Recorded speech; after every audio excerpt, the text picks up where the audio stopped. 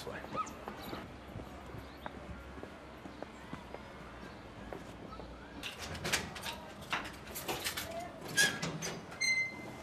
And this is the ancient tunnel that he discovered when he came to Jerusalem in 1867.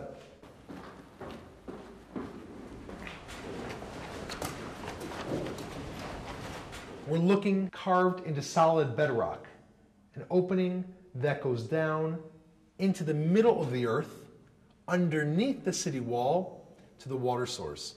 You see, the Canaanites, the progenitors of the Jebusites in 1850 BCE, dug this underground shaft which brought people underneath the city wall to their water. Now, why is this so fantastic? There are a few places in the world that you can stand and say, no question, they were here. I can tell you with certainty that David, Solomon, Bathsheba, Jeremiah, Isaiah, go through all the prophets and all the kings of the ancient world, perhaps the Queen of Sheba. They all stood here and walked down this very shaft because this was the only way to gather water from the city. Come on and join the fun.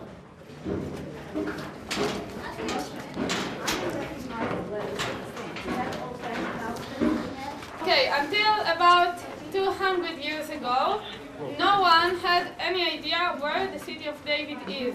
Okay, and that changed on 1860 when a British man came to Israel. His name was Captain Charles Warren, and he came to Israel and he wanted to dig underneath the Temple Mount. And why did he want to dig there?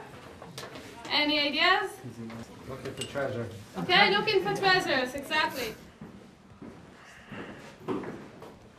Without a doubt, we've experienced the most explosive tourism in the entire country.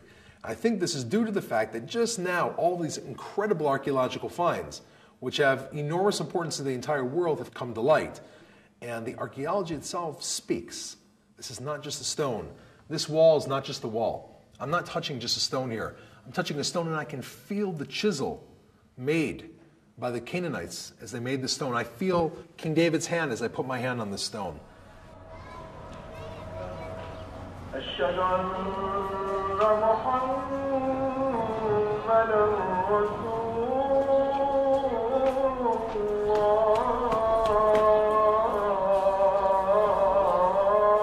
Back in the 70s and 80s, when I excavated here, and afterwards when the area began to be developed, it was developed by the Jerusalem municipality as a public park, accessible to anyone, and it was supposed to represent part of the mosaic of cultures of Jerusalem. What has happened in recent years is that the Elad Settlers Group has volunteered, so to speak, to take on the management of the entire archaeological park. And they're not doing this out of kindness or goodwill, but it's part of their program to kind of take over and occupy large parts of Silwan and make it Jewish. So they have they have their own slant on the history of this region.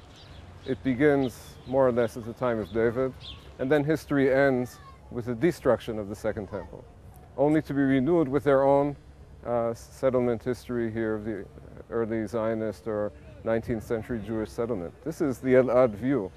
Now they're entitled to their view as anyone else in Jerusalem is entitled to their view, but what has happened is that the government has handed over the keys, metaphorically and physically, to the Elad organization, and they now control the entire site. And they are using their control of these antiquities to control all of Silwan. So it's a very highly politicized approach to the way antiquities are excavated and presented. And this is what troubles me.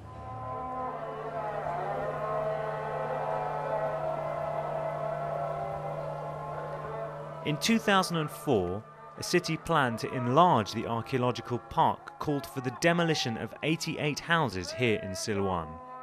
After months of protests by Palestinian, Israeli and international activists, the demolition order was put on hold. But for many, the threat of losing their house remains real. חבר'ה, אנחנו יושבים פה על חבית נפץ. שקט. זה ישתנה. זה לא טוב לא לנו ולא לכם, ולא לילדים שלי ולא לילדים שלכם.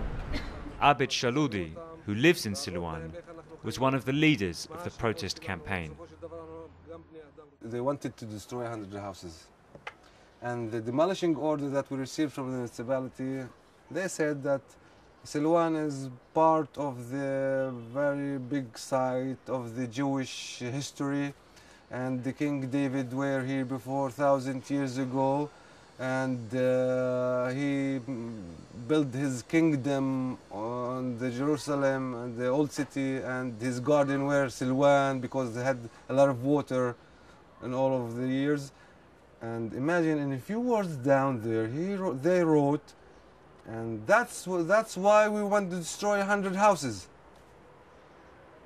1,500 people lived in these houses. Imagine that. They want to throw them out because King David were here. He slept here. He ate here. So what?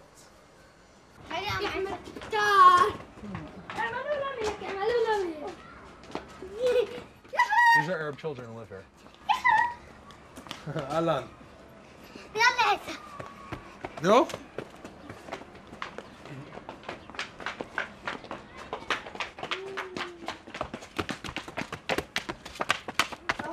Children will be children. Children always stay outside of the political argument.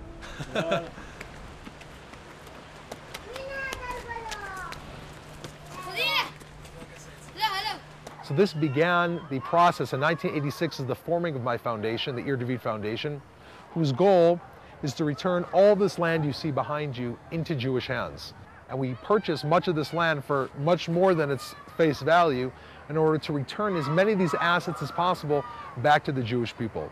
Today, 65% of this land is now back in Jewish hands. You have Jews and Arabs living here peacefully together. And on the surface of the earth, you have the dynamic of the Jews and the Arabs living together. And underneath their feet, you're exploring history.